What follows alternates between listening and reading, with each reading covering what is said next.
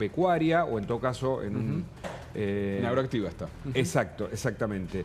Está hablando ahora Esper, quien lo acompañó. En instantes conectamos con Santa Fe, cuando me digas, Luján, para escuchar al presidente.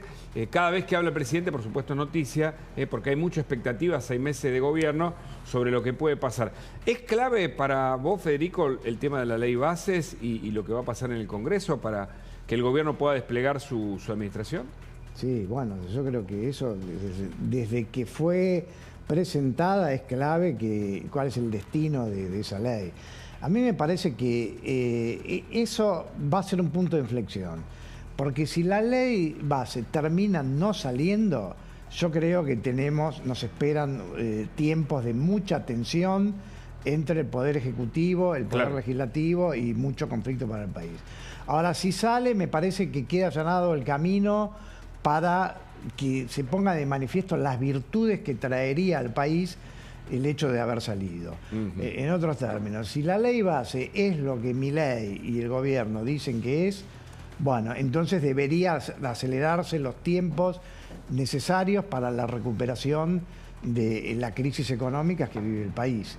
Y ahí sí, ya no hay excusas, hay concreciones. Así que a mí me parece, yo creería que a pesar de las idas y vueltas va a salir, diría que me parece más probable que salga, y sería bueno que salga para que se dirima finalmente si ese es el camino o si eso es una nueva frustración.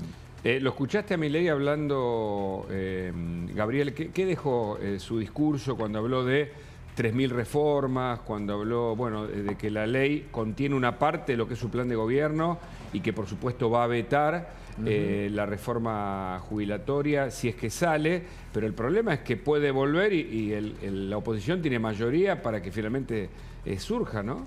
Ahí la discusión está en esos números, no está claro todavía, pero está cerca la oposición. Porque necesita 2/3 de los votos, no del total de la Cámara, sino de los votos. Expliquémosle a la gente cómo funciona el veto y cómo puede volver al Congreso. El mecanismo es, después de la sanción en el Senado, el presidente tiene 10 días para promulgarla o para vetarla, e incluso puede vetarla parcialmente. Correcto. Si la veta de manera total, tiene la opción el Congreso de insistir con su propia sanción. Eso es para evitar que haya presidentes muy fuertes dictatoriales de alguna manera o autócratas, y que el Congreso pueda tener, si tiene una mayoría, pueda insistir y haya un contrapeso entre los poderes. Para insistir necesita 2/3 de los votos, o sea, de la cantidad de diputados o de senadores que estén sentados al momento de votar, que sumar los 2/3. El otro día, la madrugada del miércoles, quedó en los 2/3 la oposición. ¿Por qué? Porque había 240 diputados presentes, 80 es 1/3, sacaron 160, es decir, tenían los 2/3 para insistir. El problema es que había muchos ausentes, había por lo menos 17 ausentes. Si de esos ausentes había varios del PRO, que no quisieron acompañar, que difícilmente estén en el lugar para insistir. Entonces hay que ver si consiguen los votos o no. Si se sientan y no le dan el voto para insistir por un tema de institucionalidad, no van a tener los 2/3, por lo menos en diputados. Sí. Te digo, están ahí, muy firmes. Está en una encerrona el presidente, porque tiene, por un lado, la tensión con el gobierno, con el Congreso por esta cuestión, y por otro lado, la necesidad de que el Congreso le apruebe la ley bases y el paquete fiscal. Entonces tampoco puede salir a pegarles de una manera bestial como hizo con la caída de la primera ley bases. Absolutamente. Escuchamos al presidente Milei hablar de este tema, a ver. Y más importante, y cada vez que los degenerados fiscales de la política quieran ir a romper el equilibrio fiscal, se los digo yo ahora, lo dije antes, lo digo ahora y lo voy a repetir hasta el cansancio, les voy a vetar todo, me importa 3 carajos.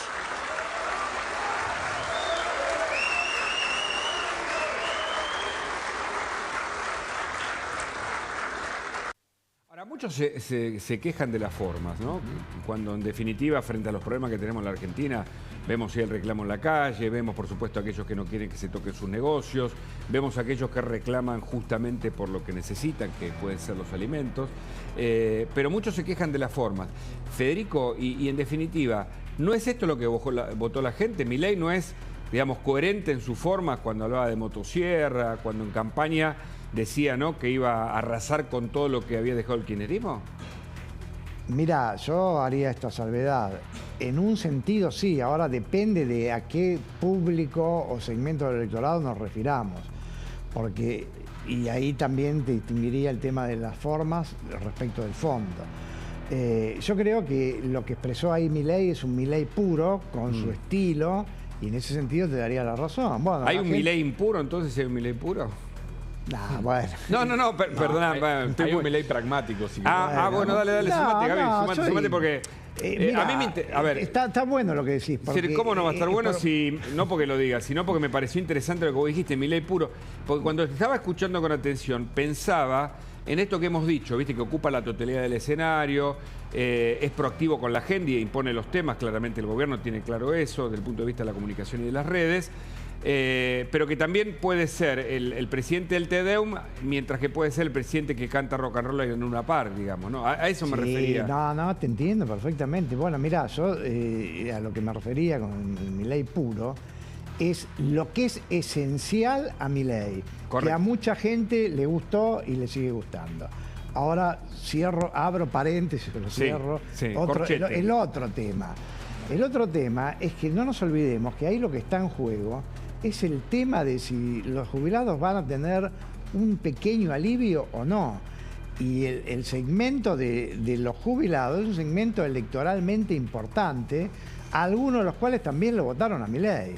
Entonces yo creo que una cosa es decir, el Milei puro, que es música para los oídos de sus votantes, ojo que a veces, como en este caso, puede tocar a un votante en donde eso me gusta el estilo, pero no me gusta que yo sentirme afectado. Y me parece que eso lo tiene que tener en cuenta. Pero que hay muchos sondeos que analizan obviamente por sector social, por edad, y los mayores de 60 años están con un nivel de aceptación por encima de la media.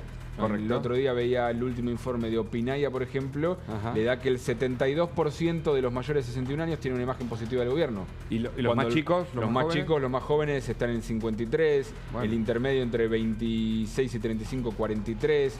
En los extremos quizás son donde se ven los mayores niveles de apoyo. Por eso Milei sabe que por ahora puede mantener ese discurso. Cristina Fernández en su momento vetó el 82% móvil y no pagó costo político por ese. Bueno, ahí es interesante el tema, porque por un lado tenés los que hacen demagogia, digamos, cuando son, en este caso, oposición, pero no lo hacen cuando son gobierno, por el tema de mejorar la situación de los jubilados, que es una necesidad claramente, y a su vez no tocan las jubilaciones de privilegio, ¿no? Lo cual habla de su enorme incongruencia o de su hipocresía. Y por otro lado está lo que propone Milei, que tampoco es nuevo, la idea de no tener mediaciones en el discurso, es decir, de hablarle a la gente de espaldas al Congreso, en definitiva, como metáfora o como realidad, y hablarle a la gente no es tampoco nuevo. Pero le funciona porque el gobierno necesita construir ahí su escenario de popularidad y su sostenimiento, ¿no? Pero necesita el apoyo político igual porque los mercados, los grandes inversores y demás están a la espera de a ver, bueno, qué señal consiguen, si consigue, por ejemplo, la ley de bases o no.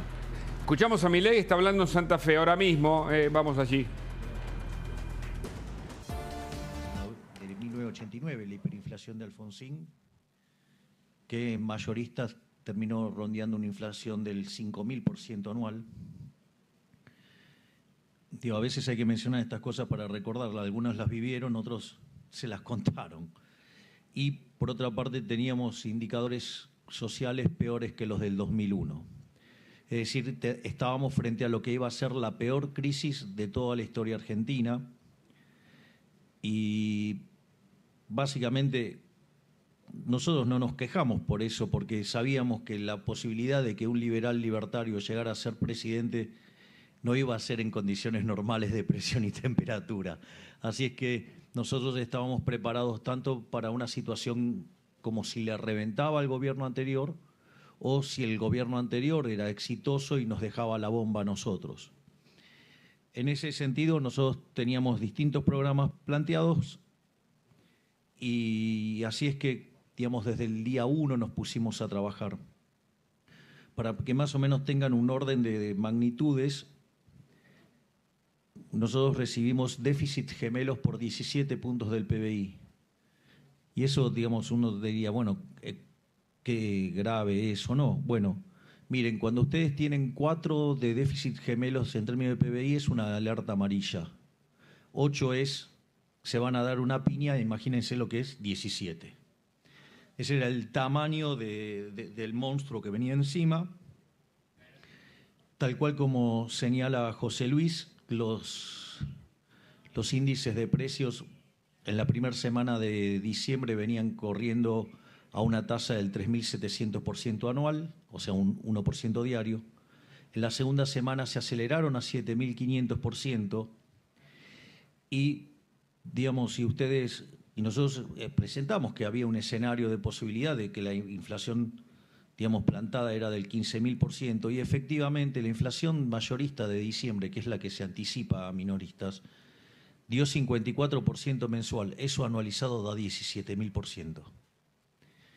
Y si ustedes se fijan, en el mes de abril la inflación mayorista fue del 3,4%. Es decir, anualizada 50%. Yo entiendo que 50% anual es un montón. Y obviamente que me revienta tener ese nivel de inflación. Pero, digamos, convengamos que venimos del 17.000%. Es decir, y lograr una baja del 17.000 al 50% en 4 meses, no hay registros históricos de haber hecho algo así.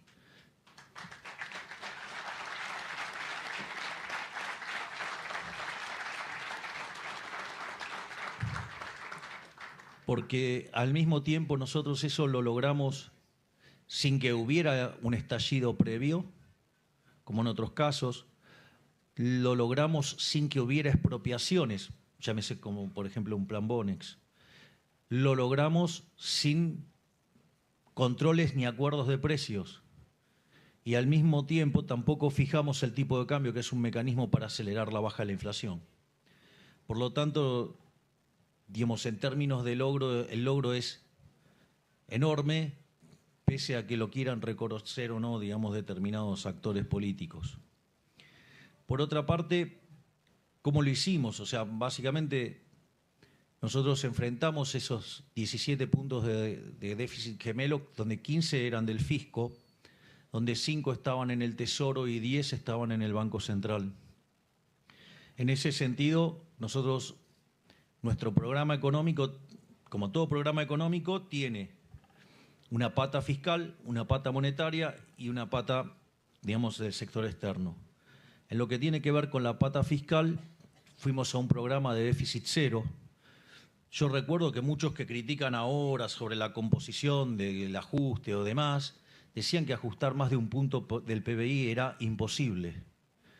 Nosotros en la primera etapa, es más, pensábamos ir a déficit cero a lo largo del año 2024, y sin embargo, digamos, o sea, el ministro Caputo, con un coraje increíble, logró encauzar las cuentas y ya en el mes de enero estábamos en equilibrio financiero, es decir, no solo en equilibrio primario, o sea, lo operativo, sino también pagando los intereses. Y eso, digamos, se ha estado repitiendo durante todos los meses. Mayo de vuelta va a dar también superavitario. Y si bien estacionalmente por el pago de aguinaldos el mes de junio es deficitario, cuando ustedes toman los 6 meses juntos, somos superavitarios. Bueno, ahí estamos escuchando al presidente Javier Milei en esta exposición agropecuaria en Santa Fe. Habla de economía, de lo que más sabe y de lo que más le preocupa, ¿no, Gabriel? Ese es el tema incluso de la herencia. Me hace acordar, se menciona bastante la nota de Bornstein, la verdad que interesantísima, ¿no? Porque Bornstein habla de que todo lo que se compare con lo anterior le da una enorme ventaja, ¿no? Un hándicap fundamental al presidente y a su administración. Y en economía es claramente donde intenta sacar ventajas. Es el discurso muy parecido al que dio ayer también en el Latin Economic Forum, que habló ayer al mediodía, también lo vimos acá en algunas partes. Hay que ver si después, estando en Agroactiva, también hace alguna mención al tema político e insiste con la lógica del veto y de la pelea con los degenerados fiscales, como le dice él. Y también hay que ver si da más anticipo respecto a la política agropecuaria. Claro. Ya en una última charla sobre el tema dijo que se viene en el corto plazo, en algún o en mediano plazo, una baja de retenciones, pero que primero necesita que se sancione la ley bases y el paquete fiscal, que primero va a bajar el impuesto país y que el siguiente paso sería retenciones, pero bueno, Sí. el campo está esperando también esas posturas. Es cierto que estamos en una época, bueno, en este nuevo siglo, con un escenario político absolutamente distinto al anterior, con nuevos discursos, donde parece que las cosas empiezan a quedar más claras. Por ejemplo, el rol de los diputados, aumentándose el sueldo, de los senadores en el mismo sentido, de su poca productividad, más allá de que hagan un trabajo interesante, de reflexión, también muestra cómo el problema de la política que nos trajo hasta acá, a este peor escenario, está vinculado con estas jubilaciones de privilegio, ¿no? Como si fuera una monarquía la Argentina. Y el presidente habló de estas jubilaciones que por supuesto no fueron votadas en contra, en general por muchos de los diputados, pero lo decía de este modo, mira. Miren, yo puedo llegar a estar 4 años o puedo estar 8 años, si todo sale muy bien. Pero ¿saben qué después? ¿Qué hago una vez que termino con esto? Voy a tener que salir a laburar. Entonces, es interesante porque como tengo que volver a salir a laburar, me tengo que ocupar activamente de hacer cosas que están bien. Porque si no, el día después me quedo sin laburo y me cago de hambre. Eliminar la jubilación de privilegio es un incentivo muy importante para hacer las cosas bien. Entonces, no es un tema menor. Pero claro, después de 100 años de decadencia, digo, se creen que hacer la cosa mal es normal y entonces no, que hagan cualquier cosa, total, tienen un seguro. ¿Qué seguro? Se le terminó el seguro a la casta. Digamos, si hacen mal, digamos, después de hacer las cosas desastrosamente mal, que se caguen de hambre por ser una mierda.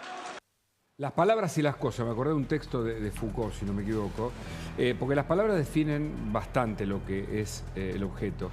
Y jubilación de privilegio. O sea, en sí mismo el título es toda una definición. Y nos preguntamos a esta altura, ¿no? Con más de la mitad de la población pobre en la Argentina, si es justo, si es lógico, si tiene sentido que exista una clase que no es servidora pública, porque en definitiva se sirve para sí mismo. Esto es lo que ha demostrado en general todos los políticos, sindicalistas. Si vuelve a revisar su patrimonio, bueno, a ver, estoy pensando en cualquiera de los funcionarios que entran a la función pública toda su vida y de repente tienen propiedades, multiplican sus bienes y encima tienen jubilación de privilegio. Pero vos, Gabriel, tenés otra mirada. Sí, a ver, primero desde el punto de vista de la información, después de este discurso que dio ayer Milei, por la noche salió comunicado de la Oficina de Prensa de la Presidencia donde ratificaron que va a presentar ante el ANSES su decisión de no ejercer el derecho a la jubilación de privilegio, es decir, lo va a llevar a la práctica más allá de que haya ley o no. Él puede renunciar, obviamente, a esa jubilación de privilegio. Mi postura es que el presidente, a ver, las jubilaciones de privilegio hoy en la Argentina existen para presidente, para vice, para jueces de la Corte Suprema, sí. Y no sé, ahora me puede estar faltando algún cargo más. ¿Y para vos es correcto Para eso? mí es correcto que el presidente y la vicepresidenta o el vicepresidente tengan... Sí, es el primer servidor público, Gabriel. Sí, pero... No deberían, digamos, bajar al llano, es decir, caminar entre nosotros como seres, digamos, paralelos, o sea, similares a nosotros. Llegar al máximo escalafón de la función pública en Argentina. Pero es un servicio. Es muy importante, es muy difícil.